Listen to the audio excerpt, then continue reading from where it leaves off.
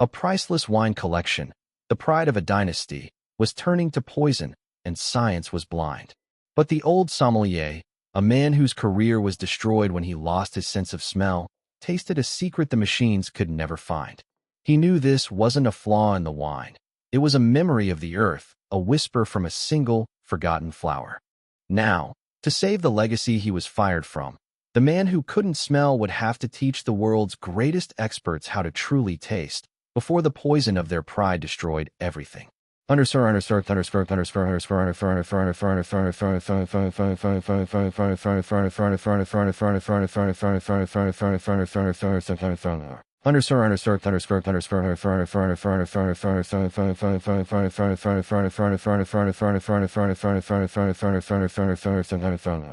To the brilliant, data-obsessed enologists of Solaris Crest Winery, he was a living relic. Samuel, at 72, was the sommelier in the public tasting room, a ghost in a starched waistcoat who moved with a quiet, dignified silence. They saw an old man performing a simple job. They never suspected they were looking at Samuel Dubois, a man who had once been one of the most revered noses in Napa Valley, whose legendary palate could identify not just a vintage, but the precise hillside on which the grapes grew. A man whose career had been shattered 20 years ago by a car accident that had permanently stolen his sense of smell, the very tool of his art. The crisis began in the heart of the winery, the legacy vault.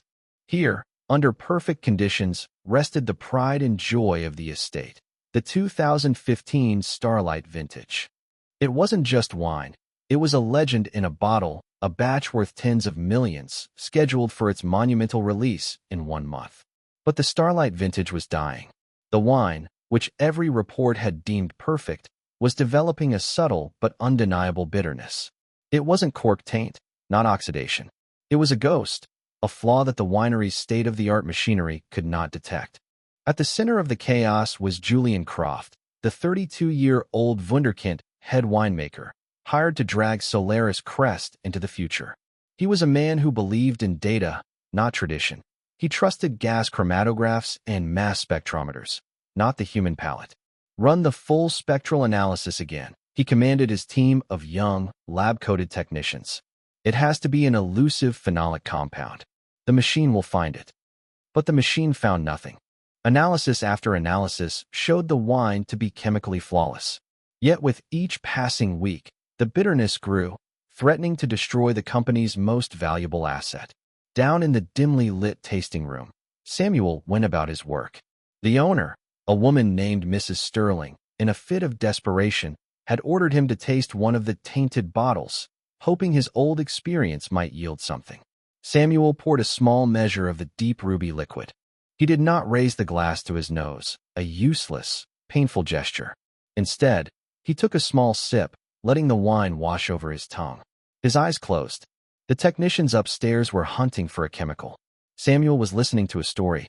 The accident that had taken his sense of smell had done something strange to his palate. It had become hypersensitive. He could feel textures, minerals, the very structure of the liquid on a molecular level. And he felt it. It wasn't so much a bitterness as it was a texture. A feeling of something foreign, almost dusty. A taste he couldn't name, but that felt vaguely familiar, like a long-forgotten song. He approached one of Julian's assistants who was collecting empty glasses. "Excuse me," Samuel said, his voice quiet and raspy. "In this wine, there is a taste of dust, the taste of a bitter flower." The assistant looked at him with pity. "Thank you, Samuel. But Mr. Croft is certain it's a chemical issue. We're relying on science, not poetry." The words were polite, but the meaning was clear. Go back to your world, old man. Leave the important work to the professionals. Samuel retreated, carrying the phantom taste of failure with him. He knew they were looking in the wrong place. And he knew that if he didn't find a way to make them listen, the legacy of Solaris Crest would turn to dust, just as his own had. The assistant's gentle dismissal was a familiar wound, an echo of a past Samuel had spent 2 decades trying to bury. He retreated to the quiet solitude of the tasting room, the familiar weight of being unseen settling on his stooped shoulders. He knew, with a certainty that went deeper than science, that the team upstairs was chasing a ghost of their own making. The truth wasn't in their machines, it was in the earth. He couldn't let it go. The taste of the wine, that strange, textural bitterness, haunted him. The taste of a bitter flower. It was not poetry, it was a diagnosis. His palate, stripped of the distracting influence of aroma, had learned to detect the fundamental, structural notes of anything he tasted. He wasn't tasting a flaw, he was tasting an ingredient. An ingredient that had no business being there. After his shift, he did not go home. Instead, he began to walk. He walked the grounds of the Solaris Crest estate, a sprawling tapestry of meticulously groomed vineyards and ornamental gardens. He was no longer a sommelier. He was a detective, and the vineyard was his crime scene. His investigation led him to a recent addition to the estate's landscape.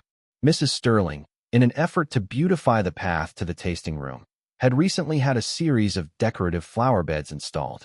They were filled with a rare, exotic flowering shrub, its delicate, bell-shaped blossoms a striking shade of indigo. Samuel knelt, his gnarled fingers gently touching one of the flowers. His knowledge wasn't limited to wine. A true master of the vine had to be a master of the earth, a student of botany, of soil, of the wind. He recognized the plant. It was a rare varietal of Brugmansia, beautiful, fragrant, and, as he knew from his deep well of forgotten knowledge, a plant whose pollen was laden with a complex, bitter alkaloid.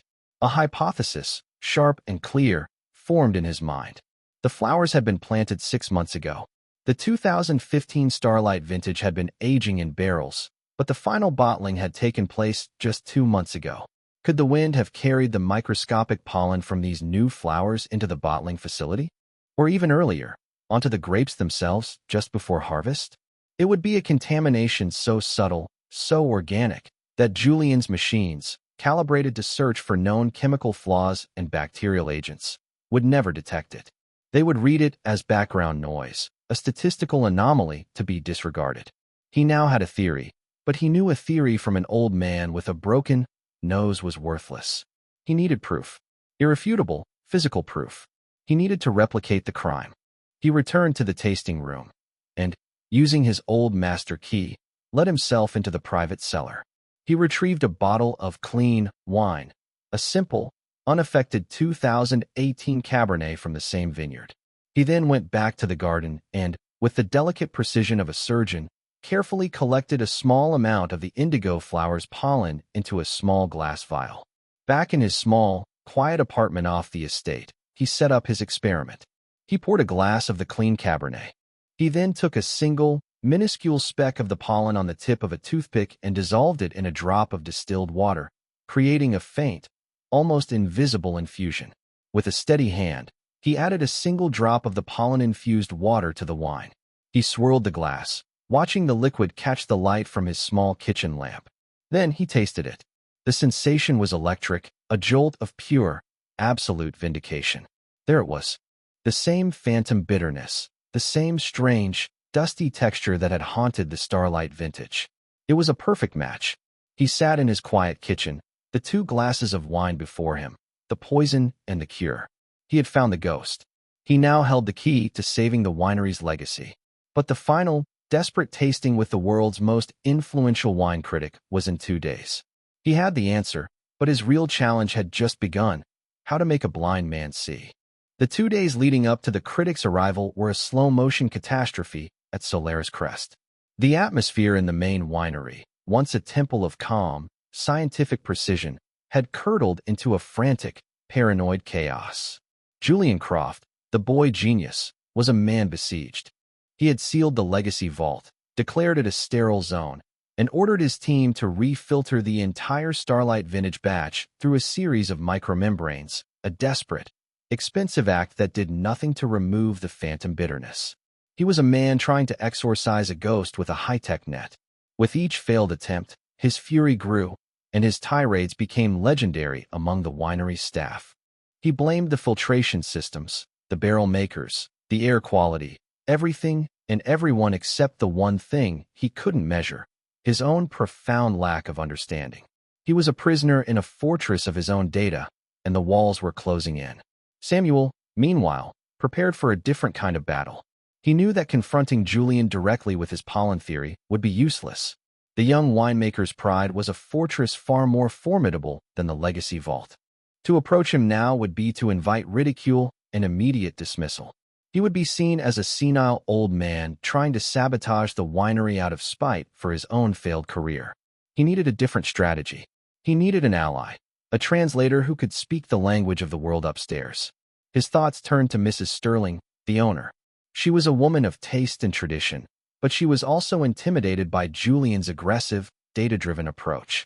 To approach her directly would be to put her in an impossible position between her expert and her tasting room clerk. No, the key was not to present a theory, but to create an irrefutable experience. The critic's palate would be the ultimate judge. The day of the tasting arrived, gray and overcast, the sky mirroring the grim mood of the winery. The critic was a man named Antoine Dubois, no relation to Samuel, a cruel irony, a figure of almost mythical stature in the wine world. A single score from Dubois could make or break a vintage, and his presence at Solaris Crest was the culmination of years of work. The tasting was to be held in a private, glass-walled room overlooking the vineyards. Julian, his face pale and tight with stress, had selected what he believed to be the least affected bottles, hoping the critic's palate would be less sensitive than his own machines. As the staff made the final preparations, Samuel made his move. He knew the protocol for a formal tasting. A series of wines would be presented, leading up to the main event. A palate cleanser, a simple, crisp Sauvignon Blanc from a neighboring vineyard, would be served just before the Starlight vintage. He found the young assistant who had dismissed him days before, now looking nervous and harried as he polished glasses. "I have a message from Mrs. Sterling," Samuel said, his voice a calm, steady anchor in the young man's storm of anxiety. The lie was a necessary sin. She wants to ensure the palate cleanser is perfect. She has selected this specific bottle. He handed the assistant a bottle of the same 2018 Cabernet he had used for his experiment. It was a Solaris Crest wine, but from a simple, reliable batch he knew was clean. The assistant, too stressed to question a directive from the owner, simply nodded and put it with the other bottles destined for the tasting room. Next came the most dangerous part of his plan. From his pocket, Samuel produced a small, elegant atomizer, the kind used for perfume. But it didn't contain perfume. It contained his pollen infusion, the ghost in a bottle. As the assistant turned to answer a question from another staff member, Samuel, with the swift, invisible movement of a ghost, sprayed a single, microscopic mist of the infusion onto the inside of Antoine Dubois's waiting wine glass. The droplets were so fine they were invisible, leaving behind no residue, only the faintest, undetectable trace of the bitter flower. He then retreated to his station in the main tasting room, a silent, invisible observer. He had set the stage. He had placed the ghost in the glass. Now, all he could do was wait for the curtain to rise. Of course, here is the next part of the story. Part 4 of 5, The Critic and the Confession. The private tasting room was a stage set for a tragedy. Julian Croft stood at the head of the long oak table, a strained, brittle smile plastered on his face. Mrs. Sterling sat to his right, her posture rigid with a barely concealed anxiety. And at the center, holding court with an air of bored, absolute authority, was Antoine Dubois. The preliminary wines had been tasted and dismissed with faint, condescending praise. Now came the moment of truth. "And now," Julian announced, his voice attempting a theatrical flourish that came out thin and reedy, "the reason we are all here. The 2015 Starlight vintage." With a reverence usually reserved for a holy sacrament, he poured the deep, ruby liquid into a fresh glass for Dubois.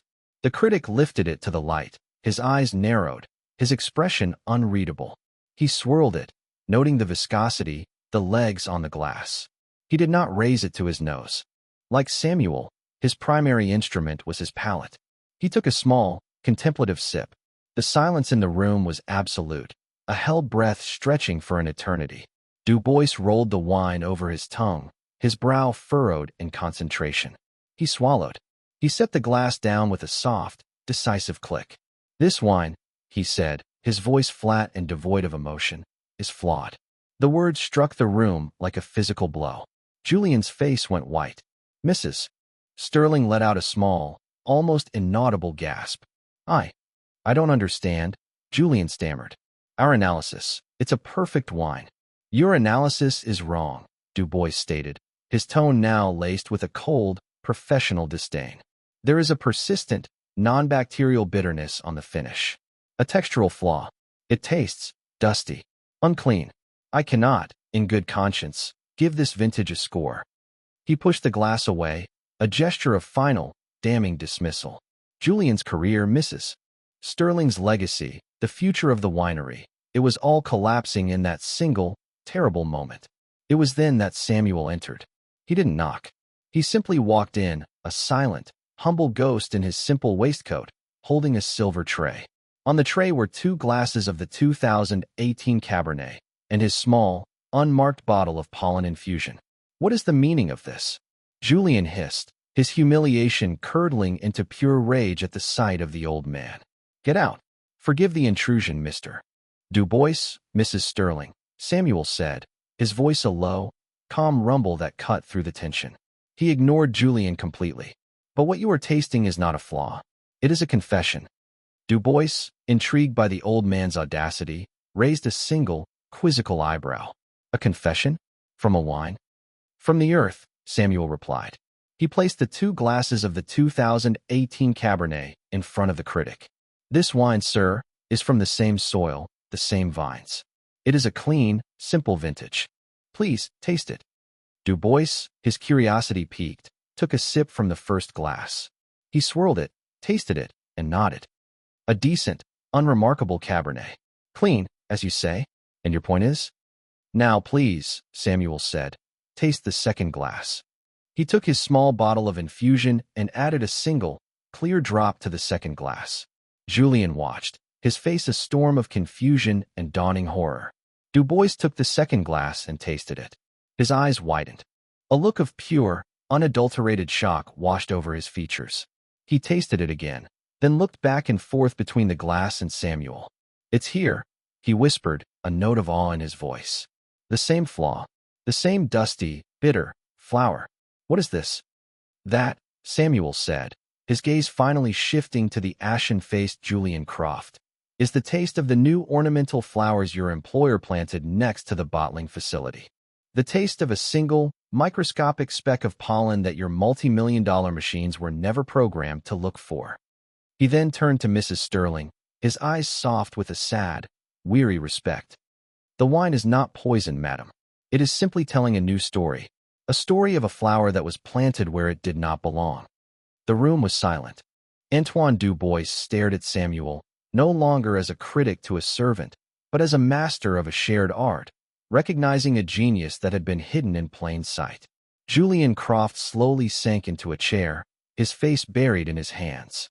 He had been so obsessed with the ghost in his machine that he had never once thought to look in his own garden. He had been defeated not by a rival winemaker, not by a technical failure, but by a quiet old man, a single drop of water, and the simple, undeniable truth of the earth. The silence in the tasting room was a profound, heavy thing, broken only by the soft clink of glass as Antoine Du Bois set his wine down. He looked at Samuel, not with the arrogance of a critic, but with the deep, soul-deep respect of one master craftsman for another. For 30 years, I have searched for a perfect wine, Du Bois said, his voice now a reverent whisper. Instead, today, I have found a perfect palate. Madam Sterling, he turned to the stunned owner. You do not have a flawed vintage. You have a masterpiece of terroir that was simply misunderstood. And you have a treasure in this man that is rarer than any wine in your cellar. The critic's verdict was absolute. The tasting was over. He stood, gave a slight, formal bow to Samuel, and left without another word, leaving the wreckage of Julian Croft's career in his wake. The revolution at Solaris Crest was quiet, swift, and total. The story of the old sommelier, the bitter flower, and the ghost in the glass became a hushed legend among the staff. Julian Croft, humbled to his very core, was not fired. Mrs. Sterling knew he was brilliant, but his brilliance was a tool that needed a master's hand to guide it. In a move that shocked the wine world, she created a new position at the winery, Master of the Cellar. The title, and the absolute authority over the final production of every bottle, was given to Samuel Du Bois.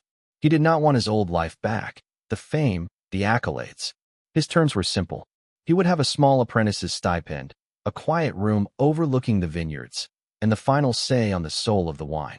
Julian, the boy genius, would remain as the head enologist, the master of the science, but he would now answer to Samuel, the master of the art. They became an unlikely, formidable team. Julian, stripped of his arrogance, learned to listen not just to the data from his machines, but to the quiet, poetic wisdom of the old man. He learned to taste the earth, the wind, the memory in the wine. Samuel, in turn, found a new purpose. He was no longer a ghost haunting the tasting room, but a teacher, a guardian, a man whose lost legacy was being reborn in every new bottle. The 2015 Starlight vintage, once a source of shame, was released with a new story. A small, elegant note was affixed to each bottle, telling the tale of a rare, wild flower and the master sommelier who had understood its secret language. The wine sold out in a matter of hours, becoming the most talked-about vintage of the decade. One evening, a year later, Samuel and Julian stood together in the legacy vault, tasting from a new barrel. The air between them was not one of master and subordinate, but of a quiet, profound partnership. "It's perfect," Julian said, his voice filled with a humility he had never known before. "The chemistry is perfect." Samuel took a slow, contemplative sip. He didn't speak of chemistry. "It has a good heart," he said, a quiet, satisfied smile on his face. "It remembers the sun." He had not just saved a vintage. He had restored the winery's soul, and in doing so, had finally found a measure of peace for his own. He was no longer a man defined by what he had lost, but by the beautiful, complex, and truthful things he could now, once again, create. How many of our world's greatest treasures are dismissed as poetry? And what truths might we uncover if we had the courage to trust the wisdom of the human heart over the cold certainty of the machine? If this story about the triumph of a forgotten master moved you, please like, subscribe, and share. You never know whose quiet, hidden genius you might help bring into the light.